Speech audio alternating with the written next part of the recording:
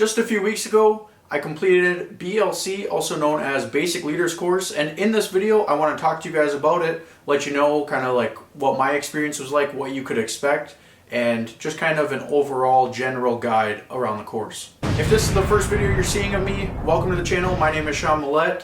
I have tons of other military YouTube videos on this channel, and I plan to make many more in the future. And if you are a returning viewer, thank you for tuning back into the channel. Much appreciated. Make sure to leave a like on the video, comment something down below if you have anything like military related, army related, or even BLC related. It does not matter. I do my best to answer every single comment, so if you have any sort of questions, I'd love to help you out and answer those as best as I can. So let me just start by talking about my experience. Basically, earlier this year, a couple months ago, I went to Nebraska for my BLC course, and this was something that I was pretty excited to go to because this was the first any sort of like military schooling that I was going to be attending since I think probably like it's been about 5 years since I went to AIT, and I haven't gone to any out-of-state schools since then. Now really the overall goal of BLC is to transform a soldier into a leader and learn multiple different ways of how to lead and what's expected of them.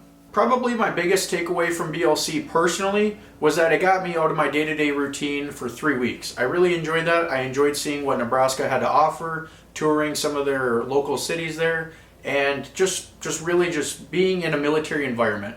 I really only get 2 weeks of annual training each year as a National Guard soldier, and then 1 drill weekend each month. So this was pretty exciting to go to, and plus I got to meet a bunch of new people and make new friends. However, just because I say I made friends at BLC, don't get the idea that that's what you're going there to do. The overall mission that you should have for yourself, like the ultimate goal, is to make it to graduation. So you need to learn how to be a leader and like actually learn what they're trying to teach you there, and then everything else falls into place. So now let's talk about what you actually do at BLC. So starting out, there's a lot of information that's being thrown at you. You learn a lot of things because you have to learn things before you can get tested. And yes, there are quite a few tests. There are even some essays with word counts that you have to meet. We'll get into that later.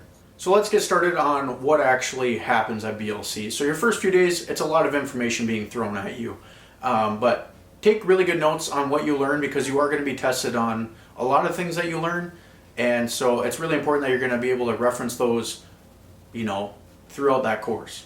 Additionally, you're in a new environment, so it's going to take a couple of days. It's going to be a little stressful. You're trying to build a new routine and get the hang of everything. The best way I can really describe this is to say that it's kind of like a college setting. You go into a classroom for majority of your day, for kind of like the first half. You eat breakfast, you go to class, then you take a break, you go to lunch, you come back to class, and then after that, most nights we ended up getting a pass to kind of go out within I don't know if it was like a 25 or 50 mile radius, something along those lines, to go out and explore. And then you could have 2 alcoholic beverages, 2 standard drinks if you chose to per night. Essentially what I'm getting at though is after you're released, you're done with class for the day, you're an adult, you're on your own time. You can decide to do what you want to do. You can choose to go out on that pass, or you can choose to stay back and do what you need to do. If you need to I don't know, do some laundry, work on an assignment, work on preparing for a test, whatever it takes, but you needed to have that conversation with yourself internally. And that was something that I had to think about each and every day was, yes, it would be very fun to go out and hang out with some friends, go get a nice meal, have some drinks, whatever, maybe go shopping, who knows, get to explore the city.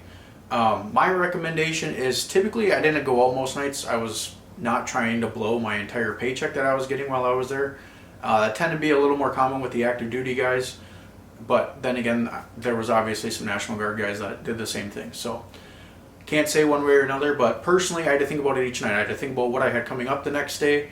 If it was a big test, I pretty much didn't go out the night before. I kind of waited until the weekends. They gave us some longer pass days, like half pass days we called them, where we had I don't know, it was 8 to 10 hours to go out and explore. And those were the ones I really took advantage of and made sure that I cleared my schedule for. And just as I said before, the real goal of BLC for each individual person is to graduate. You just want to make it through that course with a passing thing on your record. So again, you need to be honest with yourself, because the ones that aren't graduating are probably some of the people that are going out every single night, and they're not going to get anything out of that course even if they do graduate. So the people that actually got sent home at BLC were mostly those ones that were going out every single night, treating it like they could just party, do whatever, live their life, and they were just going to breeze by the course. Those were typically the ones that failed. Now, obviously, there are some outliers there. There's some people that did everything by the book, like took all the notes they could, didn't go out any of the nights, and they still ended up failing BLC for probably failing one of the tests. And it is kind of, it sucks, it happens, but that's just the way it is. If I do remember right though, the ones who get kicked out because of failing a test or an exam or something along those lines, like something academically, you should be able to go back to BLC very soon, much sooner than if you were to get kicked out for, you know, something sharp related, or I don't know, exceeding the drinking limit, like different things like that. So that's why, again, I say it's really important that you do all the right things, because in that case that you do end up failing, you can come back much quicker versus somebody that's just partying the whole time and gets kicked out for, you know, a reason that nobody should even be getting kicked out for in the first place. As far as like testing goes, there was like a couple small quizzes, but I think even if you failed those, you were still going to pass the class. Most of them were like the material you got tested on was something that like you were getting tested on as an individual, and it was like in person for the most part. What I mean by that is one of them, I think one of the first ones was marching a squad and then conducting PRT. And that was you going up front, leading, taking the charge, and using everything they taught you, and you doing it like with other soldiers, but you were the one leading it physically. You were actually doing it. So the PRT one, you got to know, so start learning this now if you're going to be going to BLC at some point in the future. The PRT was a mix. There was the MRT, was it the 1 and the 2? I can't remember how it was. But basically there was the movement drills 1 and the movement drills 2, and they had different exercises, and it was kind of like, you just, as long as it basically panned out to half the people are doing one, half the people are doing the other. But yes, you got to do your, what is it, your preparatory, your like warm-ups, and then you go into, it was either, what was it? It was like shoulder stability or hip stability. I can't remember. I don't know. And then your recovery exercises. But there was, it was actually a lot. And for being a National Guard soldier, we don't do that, like, ever. So that was a lot to learn. It started to come back to me as we went over it from what I learned at basic training. But man, it had definitely been a while, and obviously I made it through. Marching a squad, so that is you getting in front of, I think it's like 3 to 5 soldiers, and doing a bunch of different facing movements and marching that squad. And there is so much that gets nitpicked on those. I mean, like, what is it? It's like how far away you are, like your pace, everything, what foot you step off on, what foot you pivot on. There's a lot of things. So, but again, everything that you're tested on, quizzed on, graded on, you learn in the class. And so that's why it's important to take notes, and also take time to actually go practice those things. Because like I said, you could write everything down, but you could go out there and just completely fail it. You actually have to go through, like, there was one of the nights, I think I just took like a half hour to myself, took the sheet out, and for the PRT, and I just, like, I could have gone out on pass if I wanted to, but I took 30, 45 minutes and went through them with myself, the ones that I wasn't as confident on, and then I went and grabbed a friend and had them test me on it, and just like, hey, if you were a grader, you know, what would you pick up on and say that I could do better at? And I just kept improving, and I ended up passing. We did also do a day land navigation, so if you haven't done land navigation, maybe it wouldn't be bad to refresh some of those skills and that memory. I don't know, look up some other YouTube videos. Maybe that's something that I should be make another YouTube video on that. We did do a day land nav. You're supposed to do a night land nav, but we had like really bad weather, and so they ended up just calling it off. They said it's not worth it.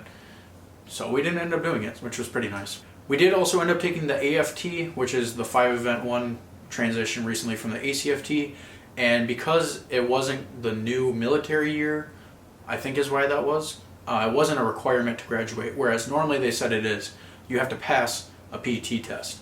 So probably any class going forward after mine, now that the fiscal year of 2026 has started, now I believe it's required to pass the AFT. Additionally, I should mention there is something about combat MOSs in there. You have to average, what is it? Now it's out of 500, so I think it's maybe like 420, don't quote me on it. But if you're a combat MOS, you get a different piece of paper, and you are required to average, I think it's an 80 on each event. So you don't have to score 80 or above on each event, but you need to pick that up in other areas where you do score below that. So say you got a 60 on an event, you're going to need to probably score 100 on another event, or get a bunch of 90s to basically make up for that. So keep that aware if you are in a combat MOS, that you can't just pass with all 60s. You need to get an average of 80, or, yeah, it's 5, right? 5 times 100. I'm doing this all in my head. Yeah, I think you need a score of 420 or higher, if I'm not mistaken. I could be wrong. There are also some awards that are given out throughout BLC. There's the Iron Soldier Award, which I believe is based on the highest PT score. And now that the AFT, I believe, is the same. It should be the same, I believe, for... Wait, is it? I can't remember. No, it is for combat MOSs. That's what I'm thinking of. But anyways, the Iron Soldier goes out to the soldier that gets the highest PT score. And I believe... I thought, though, they only gave out one. Usually they said they used to do it for males and females, but now I think they just give out one. So males and females combined, whoever gets the highest score gets the Iron Soldier Award. There's also some other ones. There's a commandant's letter that you write. It's not for grade, but basically the highest scoring one of that, or the best written one, I guess, probably go hand in hand, ends up winning that award. And then there's a couple other awards. There's like Best Squad.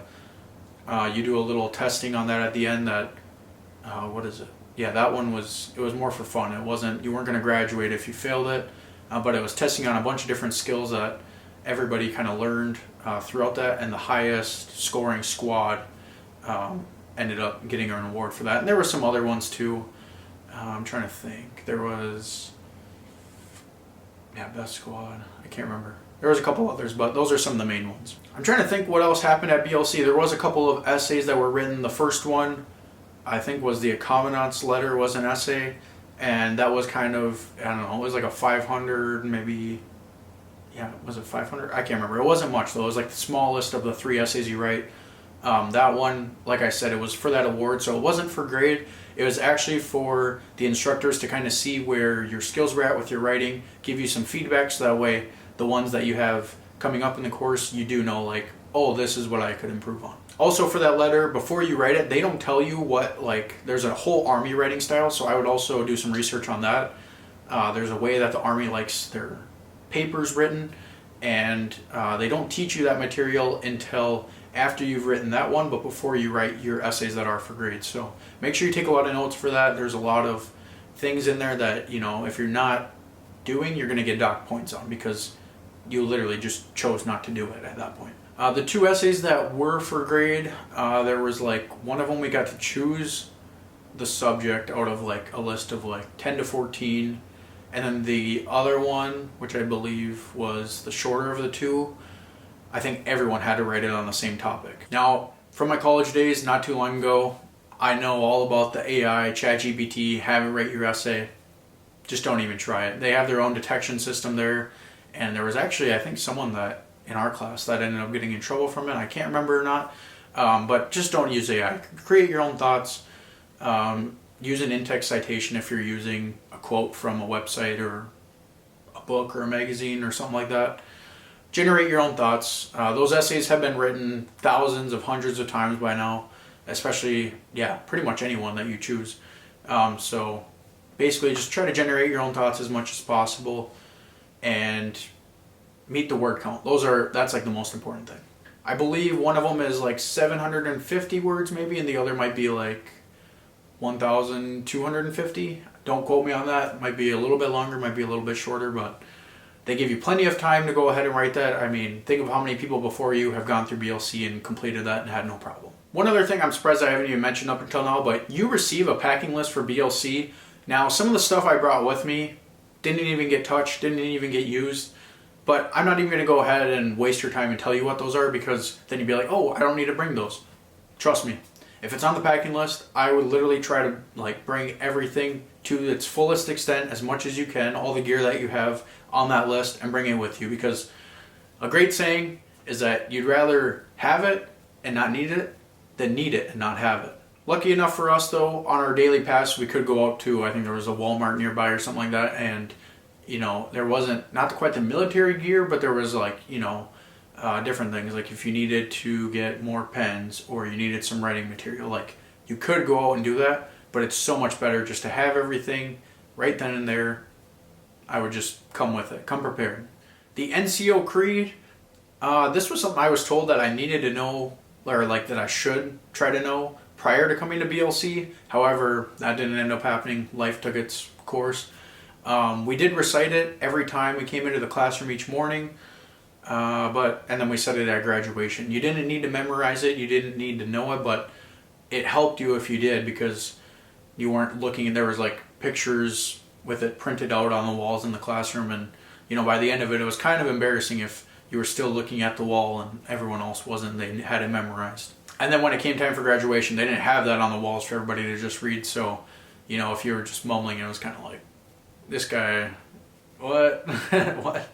What's going on here? So I would try to get to know it beforehand, so that way, you know, it really shows. A lot of the things you do in prep for going to BLC, like, it shows a lot about who you are as an individual. So if you know that, you have that memorized, and you're going there, like that looks good on you. Well guys, that's really all I have for today's video, talking about what BLC is like, what you could expect. I'm sure there's some other things that I just completely forgot to talk about, but I feel like I gave you guys a pretty good idea of what you can expect, what my experience was like. And again, if you have any questions, please comment them down below. I love to answer any questions that you guys might have, Army-wide, military-wide, or BLC related. So have a great rest of your day. Thanks for watching. Peace out.